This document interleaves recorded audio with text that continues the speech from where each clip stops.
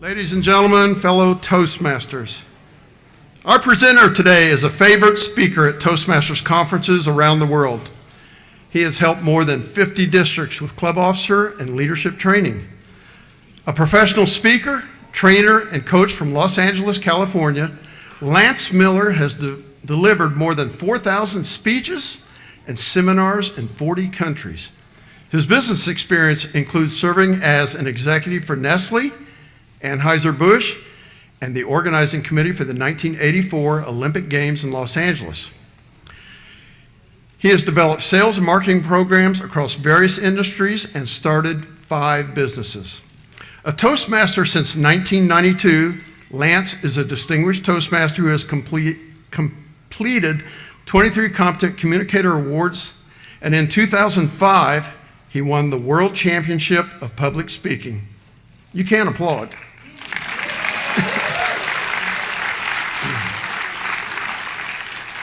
He has also won his district's evaluation and table topics contests 3 times each.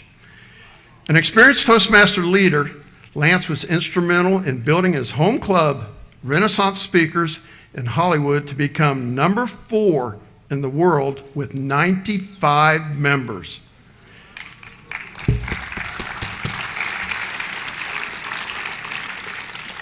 In this session, he will share how you can establish strong leadership in your club so it can become top ranking too.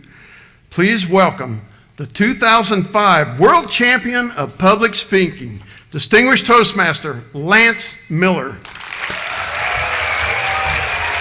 Thank you. Thanks, Alan. Good afternoon.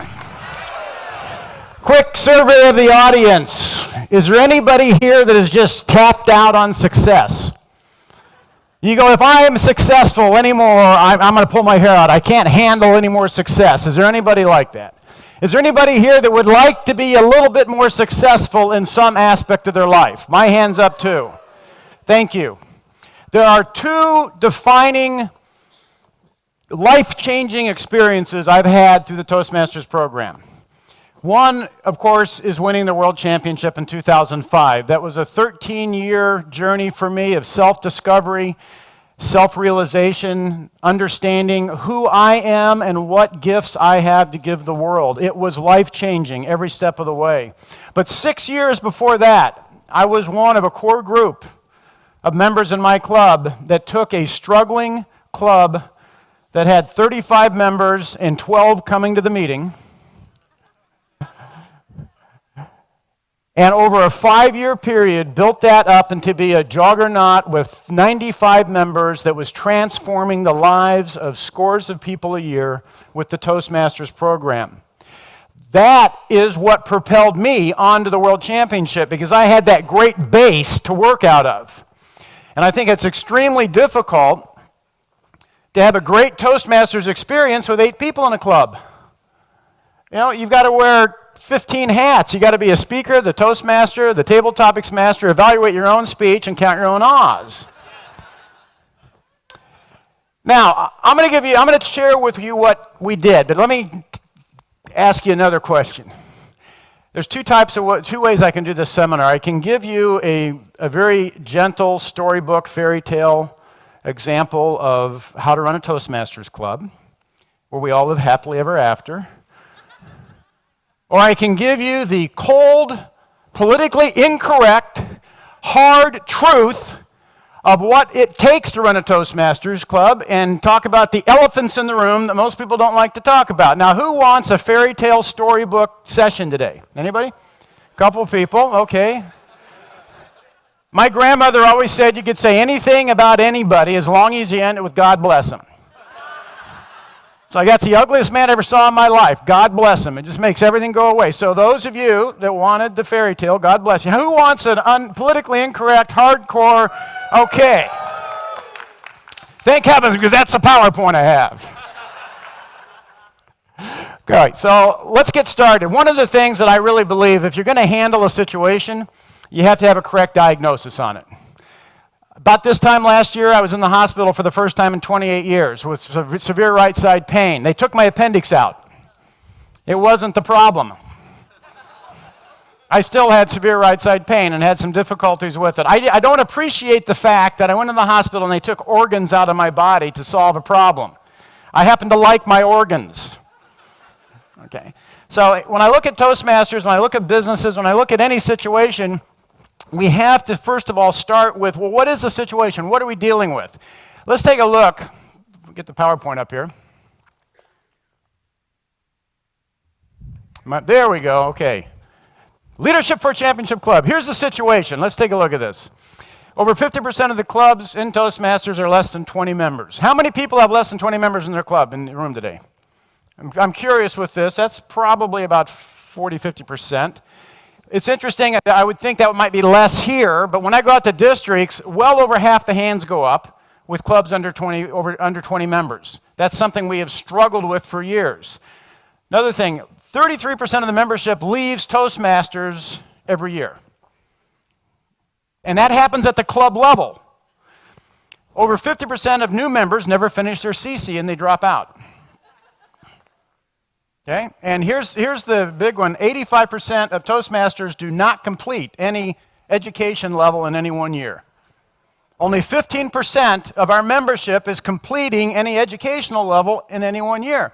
Now, as a businessman, if I had a business that was doing this, I'll tell you what I would look at. I would look at the fact that 85% of the members aren't doing the program. That's why you have low membership. That's why you have turnover. That's why you have people that are dropping out that come in. That's what I would focus on. Now, let's take a look at some other stuff. As I said, I'm going to talk about right now the elephant that, to me, that's in the room. And I didn't realize it was in the room, but one of the things that I'm going to share with you is what I went through.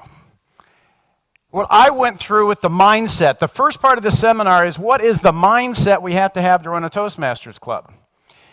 And this is what I struggled with. Here to me is the problem with Toastmasters, initially. As an organization, we are the blind leading the blind. Okay? Now, listen, I've learned to do a lot of things in my life, but we don't have expert Toastmaster trainers. Now, I learned to fly an airplane. Okay? I had a certified flight instructor that knew how to fly the airplane. Now, if we had a Toastmasters flight school, what we'd do is we'd take two people that don't know how to fly an airplane, we'd put them in the airplane, and one guy would go, well, you fly, and I'll evaluate you. Now, how successful of a flight school do you think we'd have? Probably not too great. Also, if you want to learn something, let's say like, a martial art, you'll notice the instructor has a black suit on and the students have a white suit on. You would want to go to somebody who knows how to do what they're doing. Agreed? Okay. So in Toastmasters, let's say we were an exercise program, and I really compare Toastmasters to communication leadership exercise. If we were an exercise program, what we do is we take a bunch of overweight, out-of-shape people, we put them in a room, and we give them a manual. And you open the manual up and you say, well, the first exercise is the push-up. Okay, you do it, I'll evaluate you. And you say, okay, get on your hands and your feet, and you're supposed to go down. Good. Okay, now come back up. Can you come back up? Can you come up? Okay, well, in our club, we'll just go down.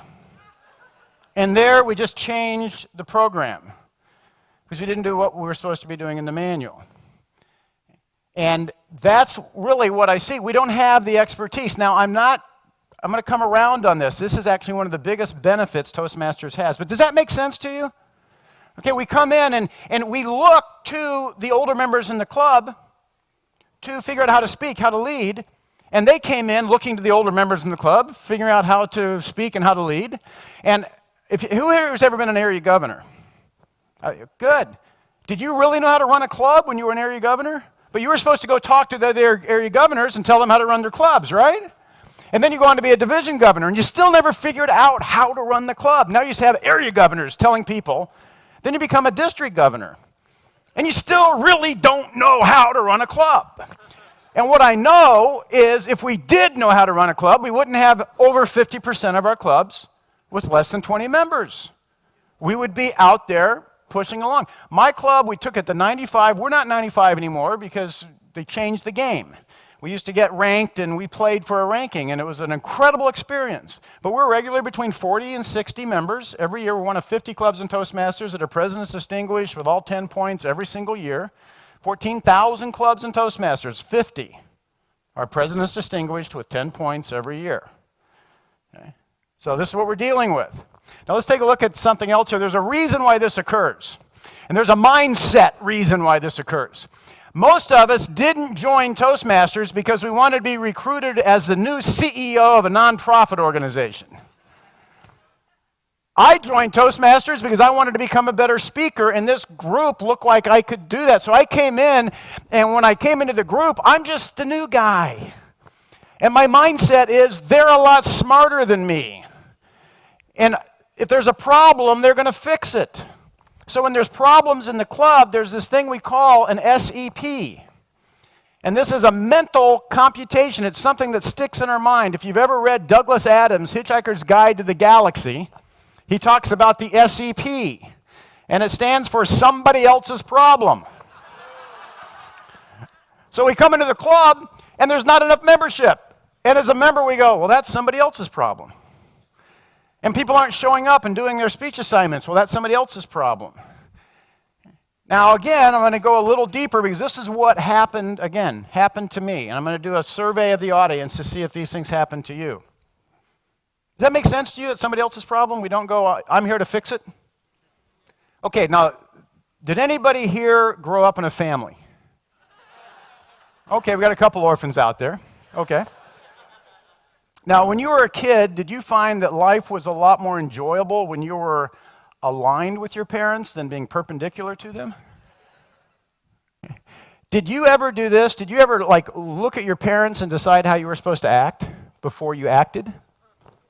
Did you ever look at you were going to say something and you looked at your mom and dad and you said, what would they do if I said that? Who is now the author of your actions and your thoughts? Your parents, right? Okay, so we start off, as kids, I don't know any way around this. We have to learn, we have to be socialized, but what happens is we have authorities, big people. Did anybody here go to school? Okay, about half of you. God bless the rest of you. Okay, when you were in school, were you ever told what seat to sit in at what time, what you had to learn? Did you ever have to study anything that you didn't want to study? Did the school care that you didn't want to study it? No. You sit there and you spit back out on the paper what we want. Who is now determining your actions every day? The school, right? And when you were in school, all you had to do was show up and sit in the seat and do what the school told you, and you progressed, and you won, and you succeeded, right? I don't know about you, I wasn't rewarded for speaking out in class. I spent 7th grade in the hallway doing table topics with the principal every single day. Now, does anybody here go to work? Okay. When we go to work, what do? We show up, we're told where to sit, what to do. Has anybody ever gone to work and you just didn't feel 100%? And you're sort of going along about 40%, but you still got a 100% paycheck at the end of the week, didn't you? Because somebody else is there making that business go. When you're in school, somebody else is making your class go. When you're in your family, somebody else is making sure that family works. And what happens is when we're young, we have a tremendous amount of what I call free will. Saturdays lasted all day. Life was exciting. We had our imagination, our creativity going. And as we go through this socialization process, we get hypnotized into the authorities of our life, and we get used to other people making it happen. Does that make sense to you? What I see in Toastmasters, people come sit down in the Toastmasters Club and think it's going to succeed on somebody else's drive, somebody else's intention, somebody else's authority. And Toastmasters is where we dehypnotize the world. And for 5 to 7 minutes, we start creating our own world with that free will, with that imagination, with what we think, what we believe. And then it expands to a meeting. When I first started in Toastmasters, it was my one sanctuary that I could go to where it was safe and I could communicate. And nobody was going to beat me up or tell me to sit down and shut up. They might clap me off the stage, but They're not going to tell me to sit down and shut up. I mean, I grew up, I had 6 kids in the family. I was a middle child. That's why I'm so well-rounded and likable. Okay? They were all boys, except 5 of them. So I was told to shut up in harmony. I learned to be quiet at home, And so, those are the lessons. And so what I've seen in Toastmasters, we get so used to somebody else making the business or making what we're involved in succeed other than our own efforts. Does that make sense to you? Where our club took off was when we looked at our club and we said, well, we don't know what to do, but we want to be a top 10 club. Let's start playing with it and see what we can do with it. And be honest, my district was one of the worst districts in the world at that point. We had horrible district leadership. And the first district training I went to, I came home and I knew one thing after that district training, that nobody in my district knew how to run a Toastmasters club. I said, they're more confused than we are. I didn't look to the district. I didn't look to other people. We sat down and we said, let's start to work this thing out. Now, here's what it came down. I hate it when it does that. The meaning of life is that you have. Daggone it. Did that cut off again?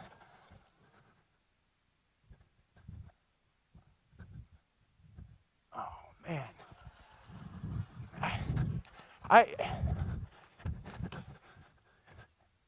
I hate it when it does that. How's that supposed to end? The meaning of life is you have. What was that? You have to figure it out for yourself.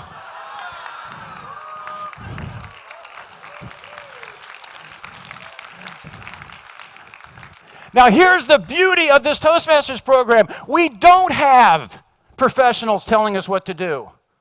We go in and we get to start thinking on our own. But we make the decision and we're going to make our club work. And then we start figuring it out. And then we start making mistakes. And then we start discovering our strengths. We start discovering our weaknesses. But we have to be willing to pick that ball up and run with it and make those mistakes. We made all sorts of mistakes in my club, but we had a goal of taking our club to a top 10 club, and it took 5 years of building to do it. And like I said, but it transformed my ability to lead the business opportunities I got after that because I had that, what I call that twinkle in your eye. I had the confidence that I could figure it out for myself. And that's what I really see the benefit of this program is. But we have to, with our clubs, we got to create that environment. And that's what I'm going to talk to a little bit more about. Now, let's take a look at another thing that I see happens, and this is something I struggled with, this battle between success and failure. Has anybody ever here failed to achieve some desired result in their life that they were working on? Anybody? Okay, good. I thought it was just me. Have you ever started some endeavor and it's just not working out and you go, another time, I'm going to fail at this too. You ever get a failure attitude? Yeah. And here's what I saw. I love this cartoon. It's a son sitting there going, I feel like such a failure. And the dad says, oh, come on, son, you're only 16. I was over 40 before I realized I was a failure. A lot of us approached Toastmasters, and I did. I'd had a lot of failures before I came into Toastmasters, and I came into the club, and it was like, it's not working like I thought. And what it does, it's like we got this big train of baggage behind us, all the failures, and as soon as it doesn't start to work out, we go, well, put another bag on the train, another failure. But what I discovered, because I had that core team, is what I really discovered was that failure was a necessary component to success. And just because we failed does not mean we are a failure. I learned that in the speaking. I've lost more speech contests than I ever won. But I'll tell you, all the learning was in the losing. I never learned that much from a speech contest I won, but boy, that failure crammed it down my throat. Okay? And so when you start to be willing to fail, and it's okay to fail because now you're smarter than you were before, you start to actually understand how you can succeed. And that's what we started doing with our club. We tried things, trial and error. It didn't work. Boy, that really messed up, didn't it? That was horrible. Let's not do that again. Okay, let's not do it again. But then we figured out how it worked. And so what that did, that changed my life completely because I used to have a lot of baggage on failure. And I used to feel like I wasn't necessarily that smart. And I didn't want anybody to know how much I'd failed in my life. And then I went back and discovered all the lessons I learned through the failure. Let's take a look at this. I'm going to shift gears a little bit because I want to talk about Toastmasters International and the relationship between the club and Toastmasters International. And this is where I get real politically incorrect, so put your seatbelts on. Here's my attitude with Toastmasters International. They're like a supermarket. You can go to the supermarket and they've got all the products for you to come home and make a meal, but they're not going to come cook your meal for you. Toastmasters International, there's the headquarters, has all the products for you to go build your club, but they're not going to build your club for you. Toastmasters International is an administrative organization. Nobody at Toastmasters International has ever started a Toastmasters club. Nobody at Toastmasters International has ever built a Toastmasters club or managed a Toastmasters club. When it comes to starting, building, and managing clubs, look to your left and look to your right, because we are the experts. Right here in this room, we are the experts at that. Now, what Toastmasters International is trying to do is give us more tools. They're trying to, we got different size hammers and nails and stuff to build the club with, but we got to pick the hammer up and swing it. Now, I've been at districts where this happens, where people come in and an area governor goes to a club and they say the club needs new members. So the area governor reports it to the division governor. And the division governor reports it to the district governor. Now, what if the district governor calls the RA and says, there's a club over here that needs some new members? And the RA goes, okay, I'll call Dan Rex, the CEO of Toastmasters International. Dan, could you get some new members in this club down here for me? Is that leadership or any type of leadership? No. It's called passing the buck. That's what that is.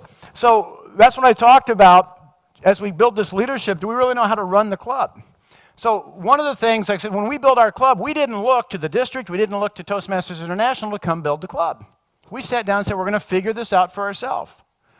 Now, with this, what's my next slide? Oh yeah, let's just take a look at, if we looked at what strong clubs do and what weak clubs do. And I have been to over 300 Toastmasters clubs, and I can pretty much sit down and just put a list together on what strong clubs do and what weak clubs do. If we just made that list, we'd start to see where clubs succeed and where they don't. Let's look at what the game we're playing is. Okay? The game is a communication and leadership school. We're an education program. We are a learn by doing organization. Okay? We don't have professional trainers. You get in, you wrestle the pig, and see who wins, right? I always say the problem with wrestling a pig is you both get dirty, but the pig likes it.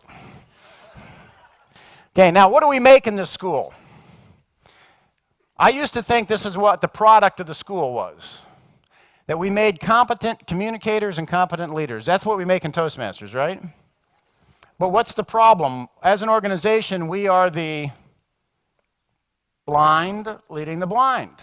We don't have anybody to make competent communicators and competent leaders. We don't have any professional instructors. And that's when I realized the final product of Toastmasters for us as individuals is an individual who can help another individual become a competent communicator and competent leader. What this organization does is it teaches us how to make other people competent. I'm not here today because I need more speaking experience. I can use more speaking experience, but I'm not here because I need it. I'm not here because I'm trying to get more speaking experience. I'm not here because I need more leadership experience. I can use more leadership experience. I can always expand. I'm here trying to help others become more competent. That's why I stay in Toastmasters. That's why I've stayed in my club.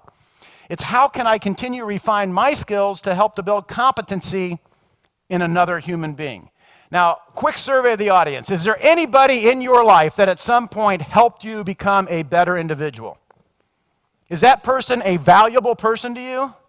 Yeah, I have scores of people in my life that helped me become a more competent, valuable individual. That is a valuable product to have in life. And who here feels that through your Toastmasters experience, you can now help people become more competent in their life? Yes, we learn how to do that. We learn to start thinking for ourselves from that standpoint. But just like if we are a communication and leadership school, if you're going to send your kids to a school, what's one of the things you would look at to determine if it was a good school or a bad school? Teachers, yeah. What's something else you might look at? Graduation rate, results, graduation rate. What's our graduation rate? I showed you in the first slide. 15%. I'll tell you what the graduation rate is in Renaissance speakers. It's over 90%.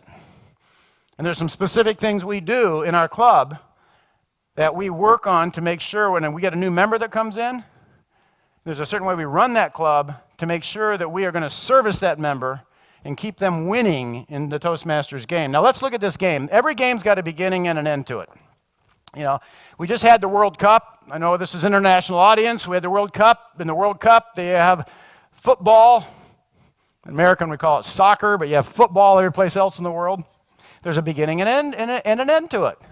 I was down in Australia. They got 16 different rugby leagues down there. I couldn't figure out what I was watching on TV.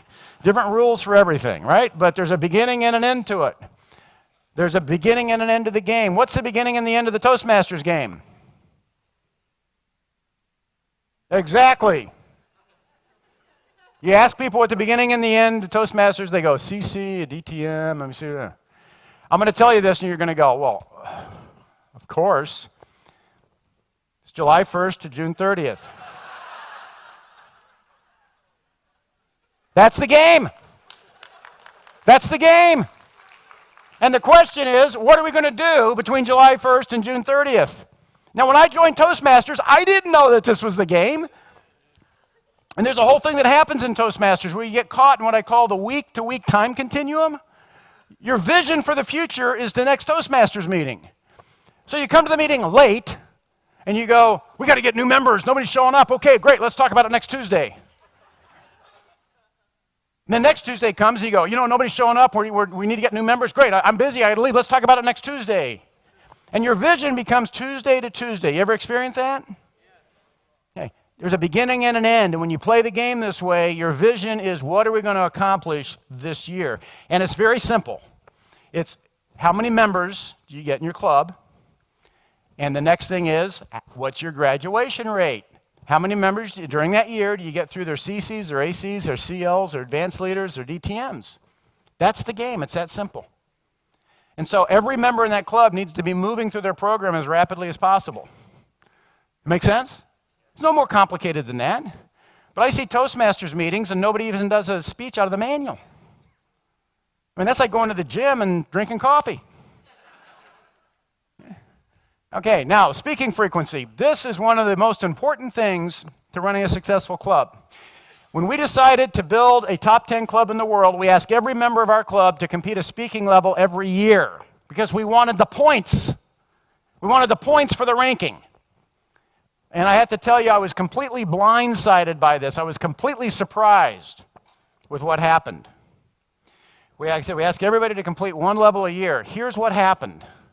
They started to win with Toastmasters. Why? Let's compare it to exercise. To me, speaking's a muscle. Who here ever went to the gym after not exercising for a long time?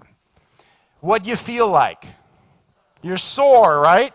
Now, what if your attitude was, I just went to the gym, I am so sore, I'm not going to go back for 6 months. What's going to happen 6 months from now? You're sore again because you lost all the gain from going to the gym that day. Have you ever seen a Toastmaster that gave their icebreaker and they were so nervous that they go, I'm not going to speak for 6 months? And they just lost the gain from doing that speech. When we got people speaking frequently, their lives started to improve because they kept the gain speech to speech to speech. And they started to get traction and they started to become more competent as a communicator. They started to think, they started to have higher self-esteem, they started to feel pride. And they went out and told their friends. And they said, you got to come to this meeting. This is the most incredible experience I ever had in my life.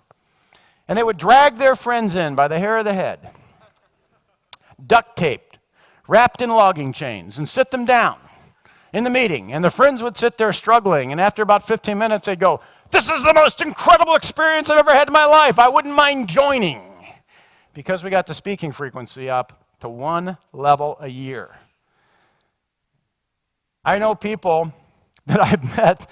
I meet somebody at a conference. I say, well, what's your speaking level in Toastmasters? And they go, I'm a competent communicator. I say, great, when did you do that? They said in 1998. I go, you ever think about doing another one? They go, why? I did one in 1998. That's like you're at the gym and you said, could you do some push-ups? And somebody said, I did some in 1998. I do a CC a year. Why? Because I'm in Toastmasters. I want to support my club. I want to set an example as a world champion that I still do the Toastmasters program. And the third reason, I get benefit from that CC every single year. Every time I do it, try to introduce yourself to your club in 24 different ways. Every time I do that 5 to 7 minute speech, it's a challenge for me. I don't talk for 5 to 7 minutes very often. To actually do that drill, it's a challenge, but it keeps me coming up with new ideas on an ongoing basis. Now, here's something that we looked at. You don't find this in any of your training materials, and it's your club training capacity. Okay. Let's just do some quick math on it. If you have 4 speakers per meeting, you figure out how many speakers you have, but this is an example. If you have 4 speakers per meeting and you meet once a week, so you have 50 meetings a year, how many speaking slots do you have in that Toastmasters year? 200. How many speeches are in a Toastmasters education level? 10. How many completions can you get based on that capacity? 20. Okay. Now, the DCP rewards you for 6. I am not a fan of the current DCP. And that's all I'm going to say about it. God bless it. You get rewarded for 4 ACs, 2 advanced communicators, and 2 competent leaders. Who has 6 members in their club? That's all it takes, okay? As a matter of fact, you could do it with less than that, but you have to have 8 members minimum right now. But the point is, that training level is too low to get the club to win. I have 40 to 60 members in my club. If I only got 6 educational completions to be President's Distinguished, I would kill my club. Because if I don't get my members through their speeches, they don't win with Toastmasters, and if they don't win with Toastmasters, they leave. Make sense? Okay. So with my club, I have 300 speaking slots a year. We have 6 speeches a meeting. We have 50 meetings a year. We regularly do between 30 and 40 educational completions in my club to keep our members winning. We will create extra speaking slots based on the membership. When we had 95 members, we did 57 educational completions. We went to double meetings in the second half of the year. We created special lunches for people to come in. We serviced the membership. We didn't cap the membership to the club speaking slots. Does that make sense to you? But what do? We figured it out for ourselves. We didn't sit down and go, well, I don't know. We don't have any more speaking slots. I don't know what to do. I guess we just won't let our members speak. No, they came there to learn to speak. We figured out how to do that. Now, let's talk about the team structure. I have a lot of background in organizational development, and I sat down, and any organization has a flow that it goes through it. We have like an assembly line of production you go through. So I sat down and I looked at the Toastmasters officers and said, how do we organize this? Now, who's responsible for actually seeing that there's a meeting place there? Sergeant at Arms, right? Okay, so they actually put the facility there. If we don't have a sergeant at arms to set the room up, we don't have any place to meet. There's people that I know that think the sergeant at arms is sort of like the janitor. This is a facilities manager. This is one of the most critical positions you can have. As a matter of fact, by being sergeant at arms, I learned how to set a room up. I was in here 2 hours early, making sure everything was functioning and working, moving this over so that it worked, moving these barriers back because they had them up here and I had to look over the top of them. I was rearranging the room to make sure it would work. That's how I learned to do it, by being sergeant at arms. Okay, so when we do our sergeant at arms, he's responsible for the room setup and an on-time start. Okay? Our sergeant at arms starts the meeting, gets everybody in their seats, and gets the meeting started on time. Now, who's responsible for getting guests to come? And I asked that way, God bless you. Who here has somebody named everybody in your club? And we always know when everybody is supposed to do it, nobody does it hoping somebody will, right? Now let me ask it this way. What officer position is responsible for getting guests to come?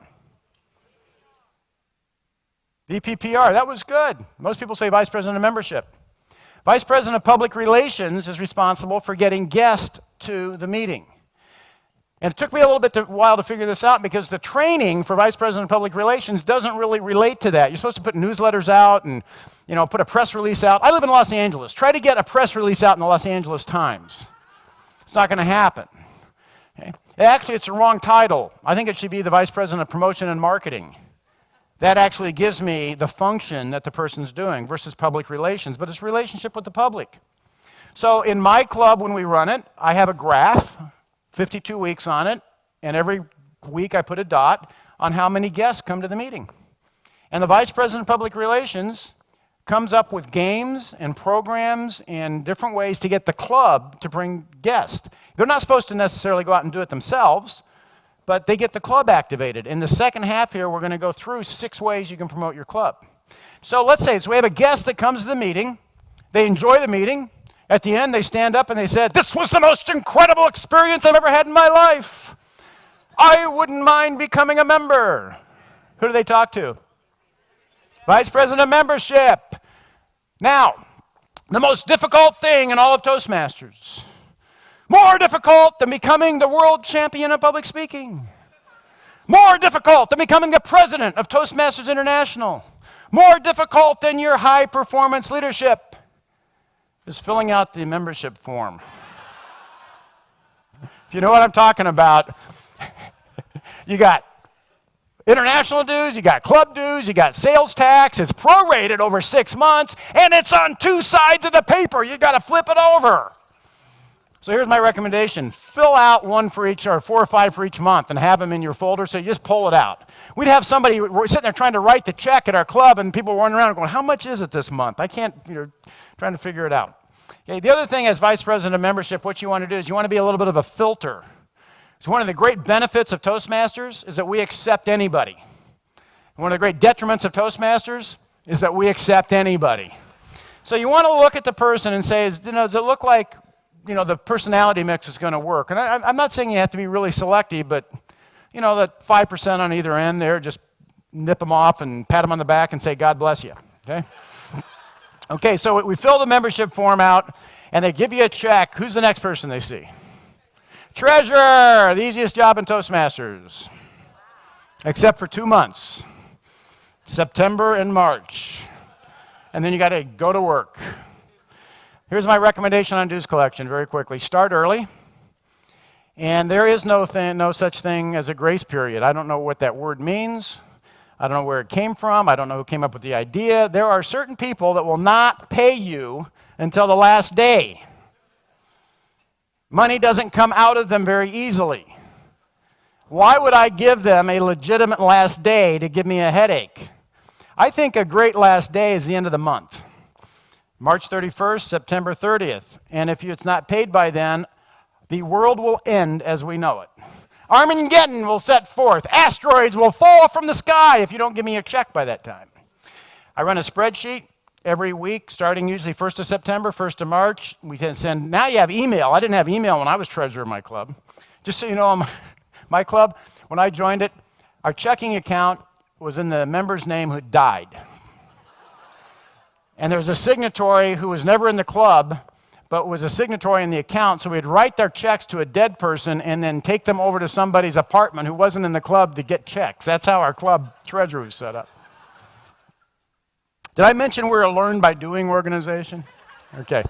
So the main thing with the treasurer is that you get your dues collected on time and just keep the books.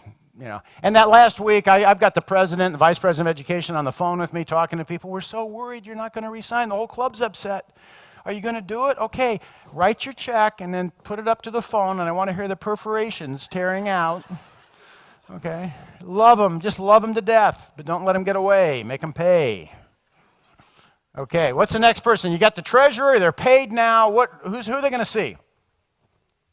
Vice President of Education, the Dean of Toastmasters.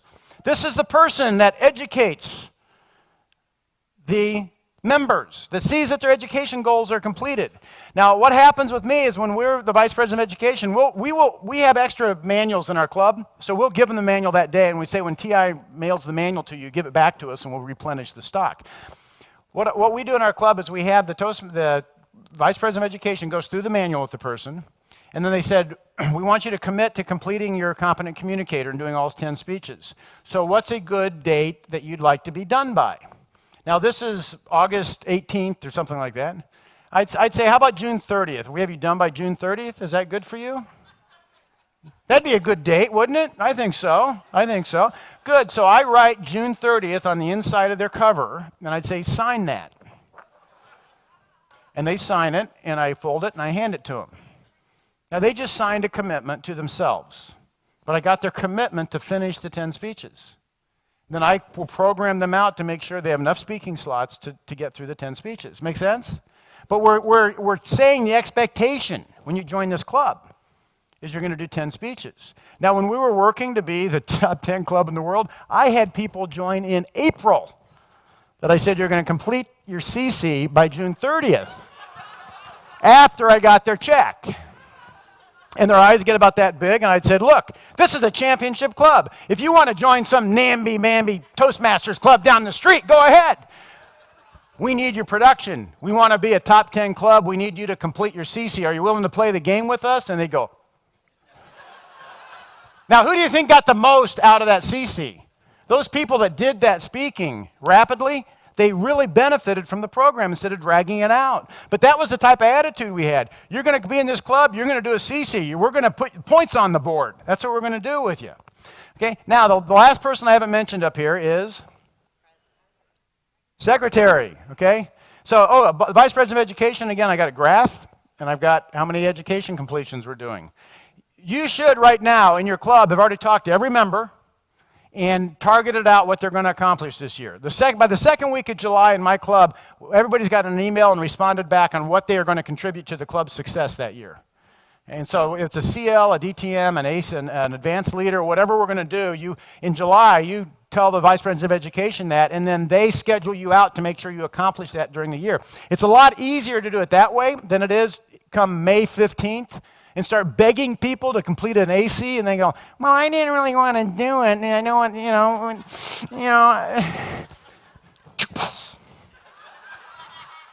God bless them.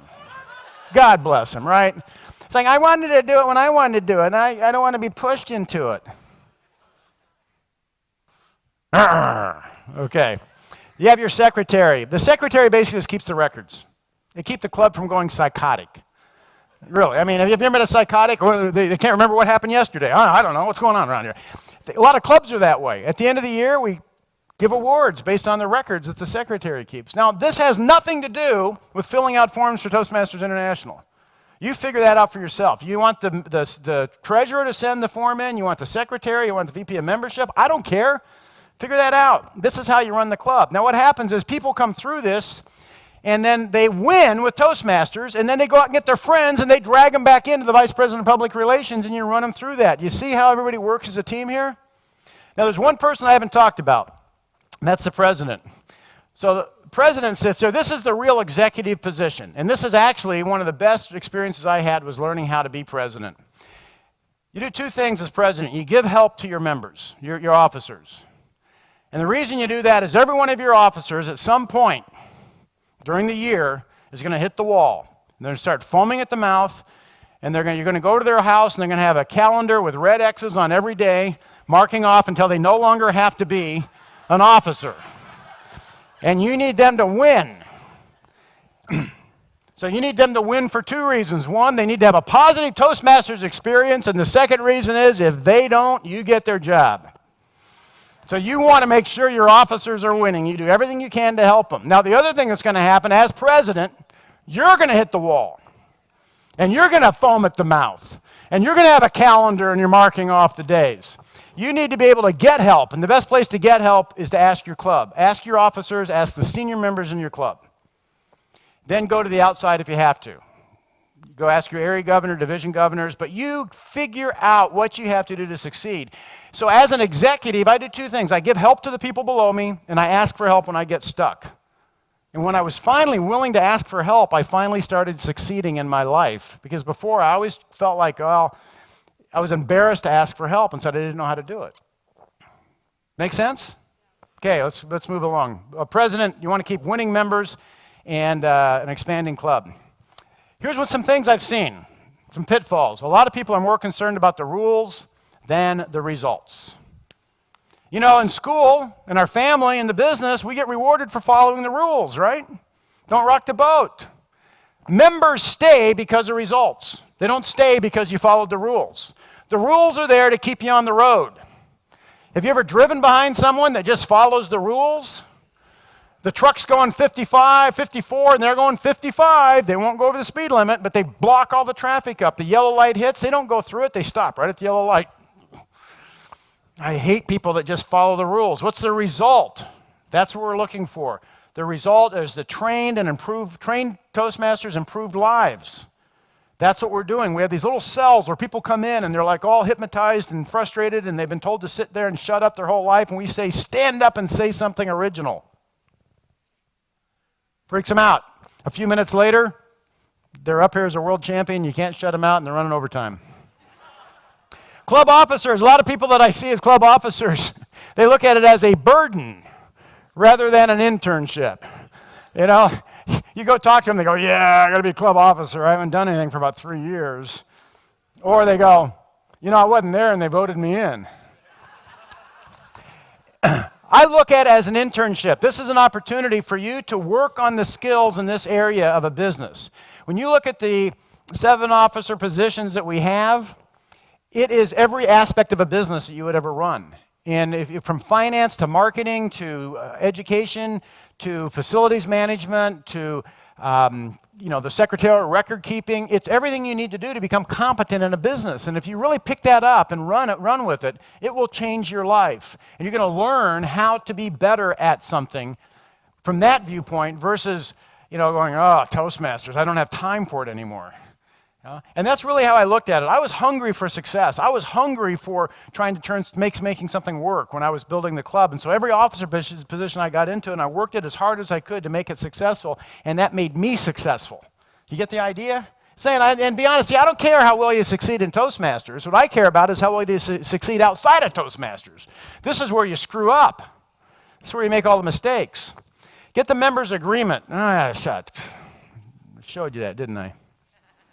What do you think the number one reason is people like to come to a Toastmasters club? To have fun. To have fun. What do you think the number 2 reason is? To learn something. See, I didn't put that one up there, did I? They want to see their friends. We surveyed when we only had 12 people coming to the meeting, we called everybody and said, what do you like coming to the meeting? They said, well, I like to have fun. What else? I like to see my friends. Do you guys like the people in your club? Okay. Third reason was personal improvement. And when we saw that, we saw why our club was failing. We had 2 presidents in a row that weren't fun and friendly.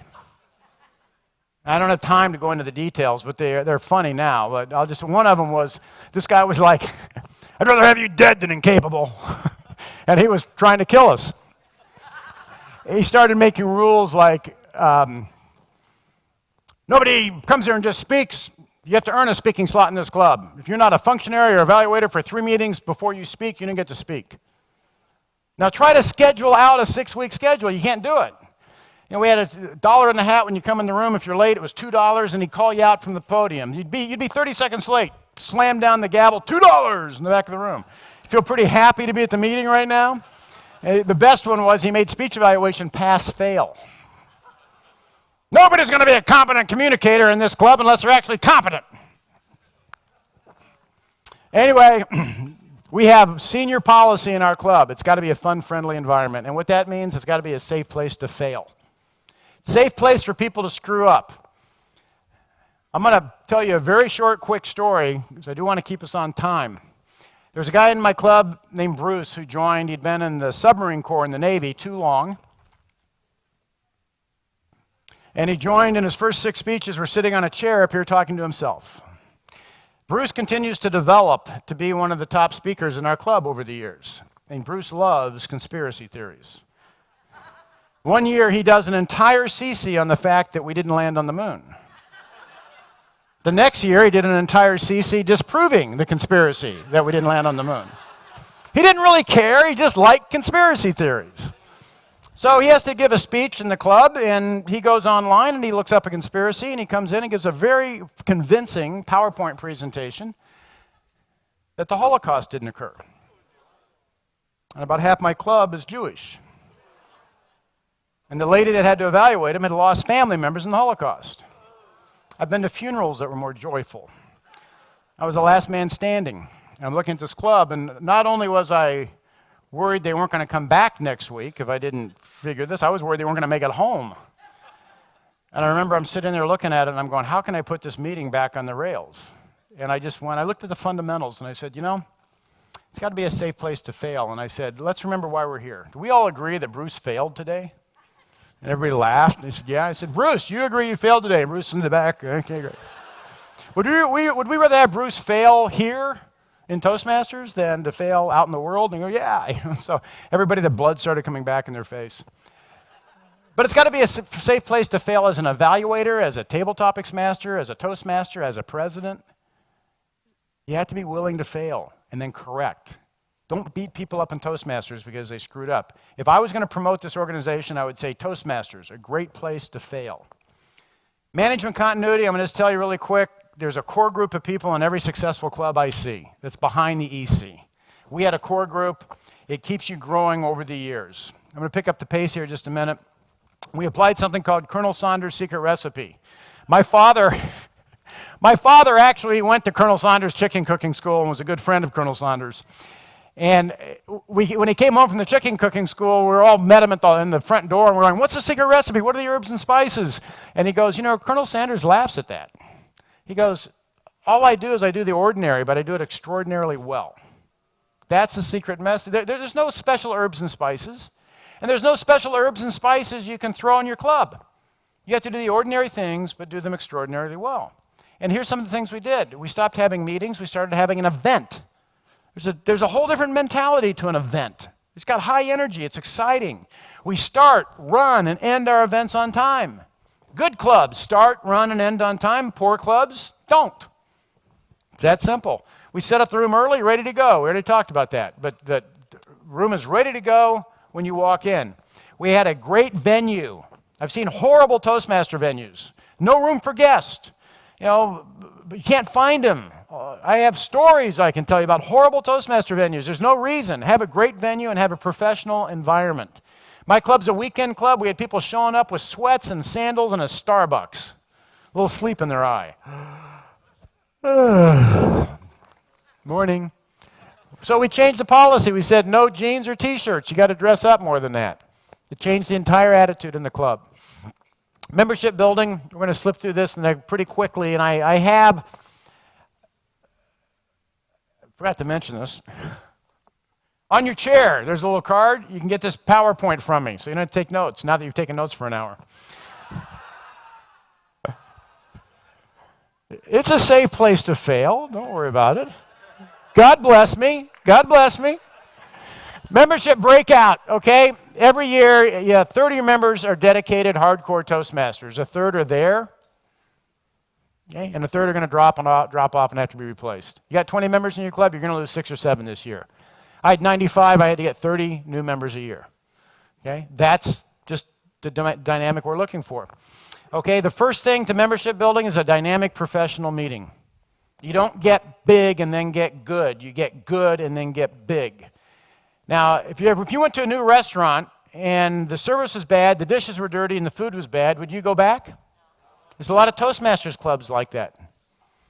Right? They're not great places to go learn to speak. That's the first thing. The second thing is winning members, that twinkle in your eye, the energy. Yeah, even if you have 6 people, I don't care, 8 people, I don't care. You have a winning attitude. You're excited, the energy in it. And the best place to get your members is your friends and associates. Now, let's go through some promotional actions.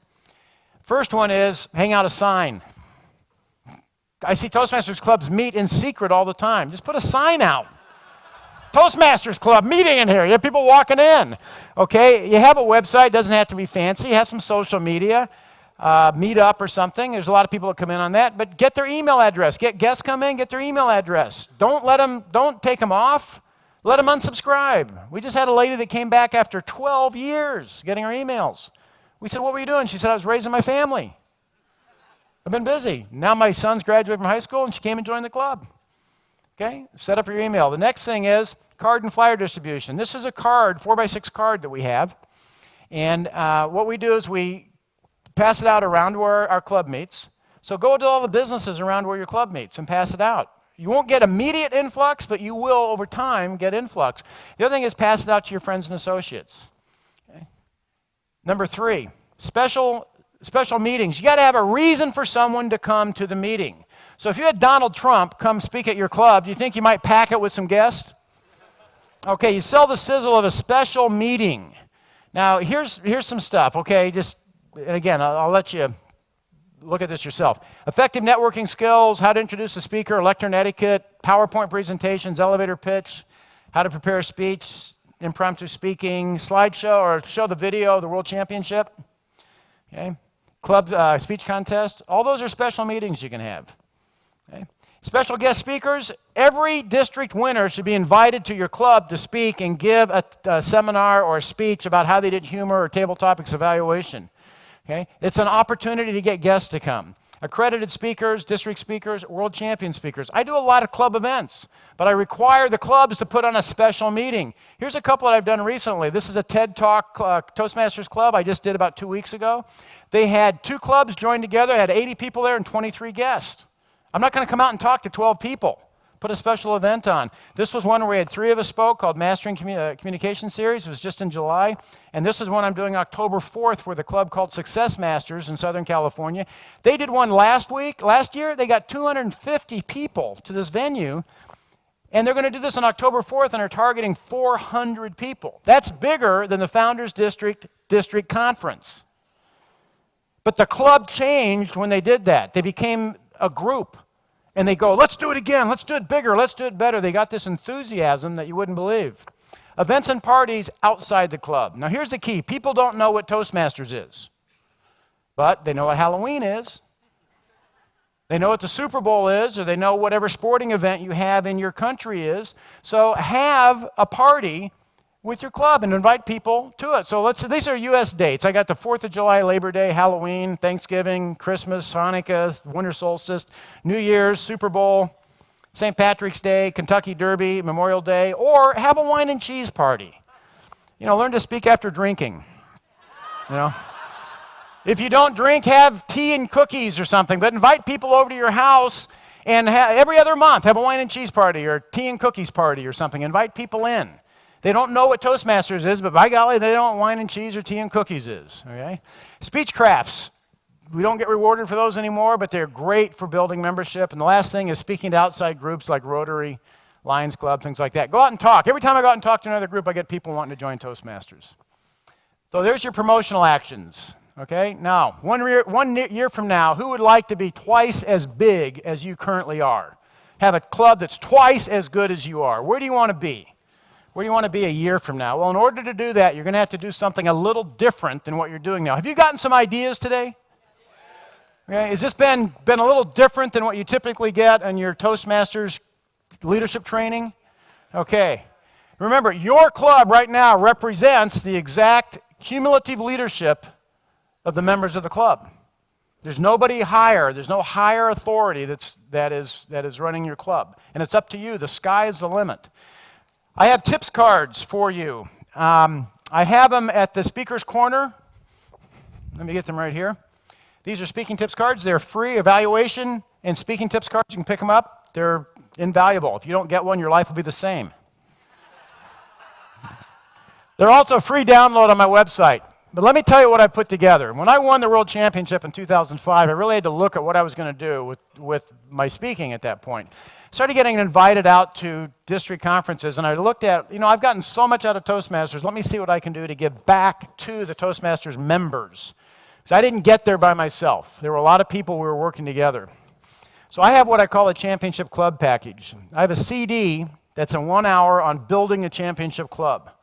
I've had a lot of districts buy this for their area governors, and it really goes through the steps we did. I got a lot more detail in what I talked about today and a lot of things I didn't have time to cover.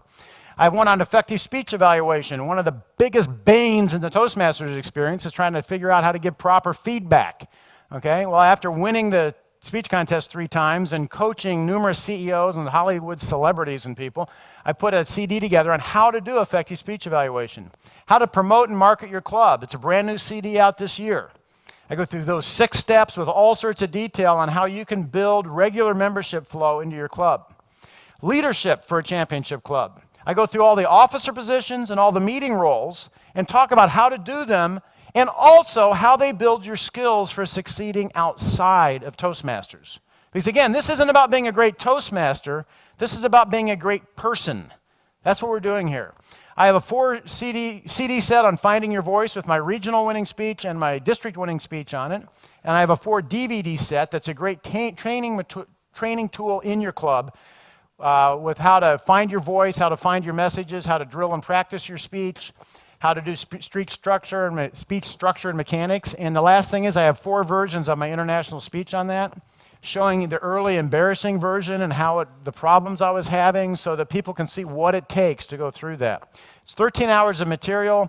It's available individually, but if you buy it as the package, you get 25% discount as a package. What I want is I want the clubs to get it, use it in your library, so you can start gaining the experience that we've had in our club and building it up to a better club, so we're servicing more people, we're changing more lives. You've got this card, you get a free download of this PowerPoint at that website, and you get all 3 tips cards downloaded to you for free. Just go on the website anytime you want and download that. That's fine. That's free for you. Okay, now the last thing I want to say is get out there and fail. And fail. And fail and fail and fail until you are so happy failing that you know you can fail. And when you know you can fail and you can handle failure, you will finally start to achieve the success that you deserve. Alan.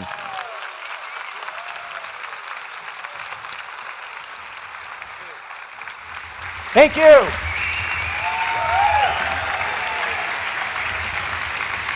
Thank you.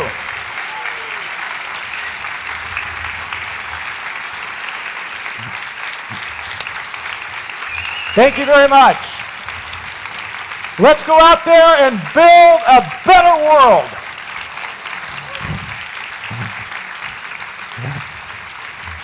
You want to stand over there?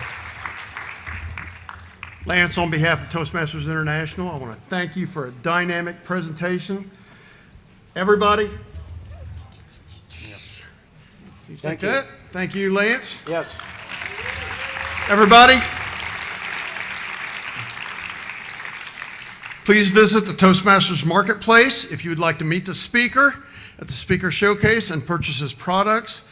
In the convention store, the Marketplace is located in Conference Halls 1, 2, and 3, down here just past the elevators. If you'd like to meet Lance Miller. Thank you, Lance.